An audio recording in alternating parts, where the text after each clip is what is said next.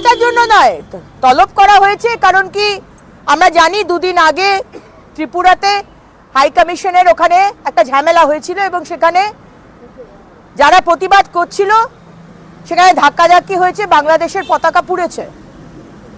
আমি সেটাকে সমর্থন করি না এবং সেই কারণেই আমাদের হাই কমিশন অ্যাম্বাসাডারকে হয়তো ডেকে পাঠানো হয়েছে, আমি নামটা তার ভুলে যাচ্ছি। কিন্তু ব্যাপারটা হচ্ছে যে আপনারা আমাদের পতাকাকে ইউনিভার্সিটি যাওয়ার রাস্তায় মাটিতে ফেলে রেখে তার ওপর দিয়ে পা দিয়ে দিয়ে স্টুডেন্টসরা ইউনিভার্সিটি ঢুকছে। আপনারা আমার প্রধানমন্ত্রীকে গালাগাল দিচ্ছেন, আপনারা আমার দেশকে গালাগাল দিচ্ছেন, আপনারা আমার হিন্দু ভাই বোনকে মারছেন, খুন করছেন, ধর্ষণ করছেন, আর আপনি এক্সপেক্ট করেন যে আমরা আপনার সাথে ভালো ব্যবহার করব। अभी तो शुद्ध ट्रेलर दिखाया है मोहम्मद यूनुस, सिर्फ ट्रेलर दिखाया है। त्रिपुरा होटल एसोसिएशन बोले दिएছেন বাংলাদেশীদের থাকার জায়গা দেওয়া হবে না। পশ্চিমবঙ্গের কিছু কিছু ডাক্তার হাসপাতাল বলে দিয়েছেন বাংলাদেশী আপনারা আসবেন না, আপনাদের চিকিৎসা দেওয়া হবে না। খেলা এখন শুধু শুরু হয়েছে, আগে দেখো হোতা হ্যায় ক্যা, যদি না আপনারা বন্ধ করেন। বলছি রাজ্যের ক্ষেত্রে দেখা যাচ্ছে হিমতাবাদ, সেখানে আবাস তালিকায় তৃণমূলের নেতার নাম এবং ওনার পাকা বাড়ি আছে, তার সত্ত্বেও নামটা পাওয়া গেছে। একই অভিযোগ বারবার উঠে আসছে এবার হিমতাবাদে। দেখুন এগুলো তো এগুলো জল ভাত হয়ে গেছে। তৃণমূল যে চুরি করবে এটাই তো তাদের মানে পার্টিতে জয়েন করতে হলে তাদেরকে চৌর্যবৃত্তিটা মানে এক্সপার্ট হতে হবে। ওটাই হচ্ছে তৃণমূল যদি ঢুকতে চান আপনাকে চোর হতে হবে। You have to be an expert thief. আপনাকে তিরপল চুরি করতে হবে, হাসপাতালের ক্যাথিটার চুরি করতে হবে, টেন্ডারে ঘাপলা করতে হবে, আবাস জল শৌচালয় তো আছেই। এটা জল ভাত। 1 বছর বাংলার মানুষ আর 1 বছর অপেক্ষা করুন। যদি বাংলাদেশ না হতে চান এই পশ্চিমবঙ্গ, আর মাথা উঁচু করে যদি বাঁচতে চান অন্যান্য বিজেপি শাসিত দেশের মতো রাজ্যের মতো, তাহলে 2026 1 বছর অপেক্ষা করুন, মোদী সরকার এখানে আসছে। আপনাদের শ্রীরামপুরেরই বিজেপি এক নেতা নাম হচ্ছে কবির শঙ্কর দে, তিনি কল্যাণ বন্দ্যোপাধ্যায়ের বিরুদ্ধে তার রাজনৈতিক যে সংঘাত তার পরিপ্রেক্ষিতে দাঁড়িয়ে হাইকোর্টে একটা মামলা হয়েছিল। সেই মামলার তদন্তের দায়িত্ব ছিল আগে কলকাতা মানে পুলিশের হাতে, ওয়েস্ট বেঙ্গল পুলিশের হাতে, কিন্তু কোর্ট বললো যে এটা সিবিআই দেখবে।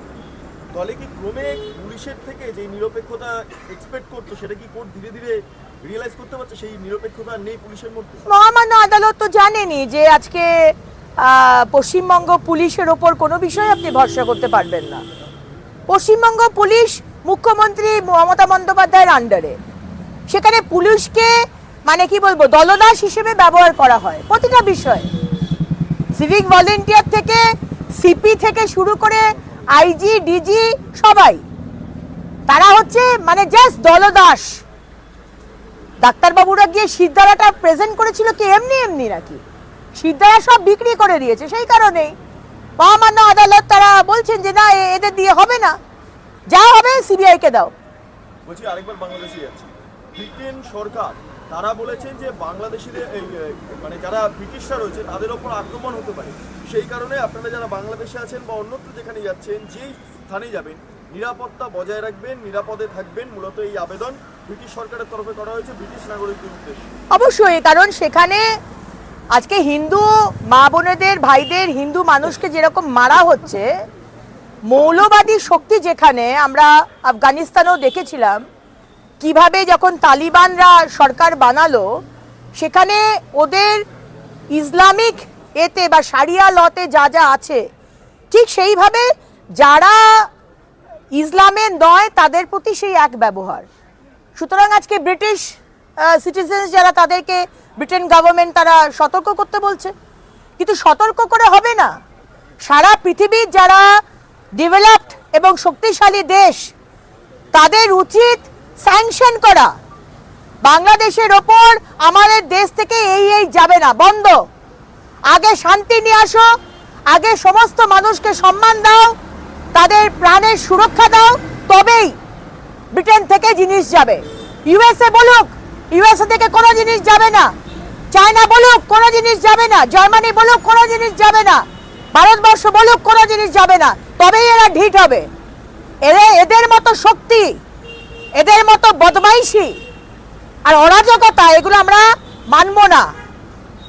সারা পৃথিবী একটা ডিসিপ্লিন, একটা ভদ্র সমাজের দিকে আমরা তাকিয়ে রয়েছি। আমরা ভদ্রভাবে বাঁচতে চাই, এইভাবে আমরা বাঁচতে চাই না, এটা চলতে পারে না।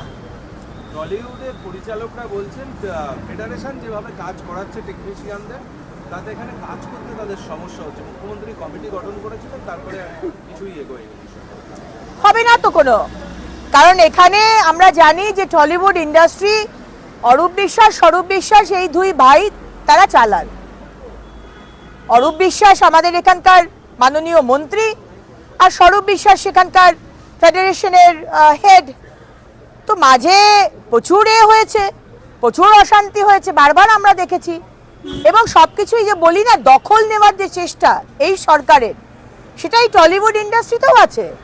আজকে বলুন তো, এত যদি আপনারা ভালো কাজ করে থাকেন মাননীয় মুখ্যমন্ত্রী, আর এই টলিউড ইন্ডাস্ট্রি যারা দেখছেন বিশ্বাস ব্রাদার্স, তাহলে আজকে সারা পৃথিবীতে টলিউড ইন্ডাস্ট্রি কেন এগোচ্ছে না?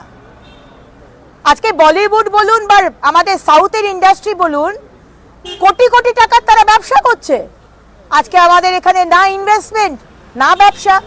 তা আপনারা যদি এতই কমিটি করছেন, এতই সবকিছু নাকি ঠিক করছেন, তাহলে সেখানে এই অবস্থা হচ্ছে কেন? কারণ সবকিছুর মধ্যে আপনারা রাজনীতিকে ঢুকিয়ে দিয়েছেন, এটাই সব থেকে খারাপ। 2022 সালের আগে রাজ্যের যে সমস্ত স্কুলে গভর্নিং বডি ছিল সব ভেঙে দেওয়ার নির্দেশ দিয়েছেন শিক্ষামন্ত্রী। ভেঙে বাংলা খবর, আপনার রাজনীতি, আপনার আওয়াজ।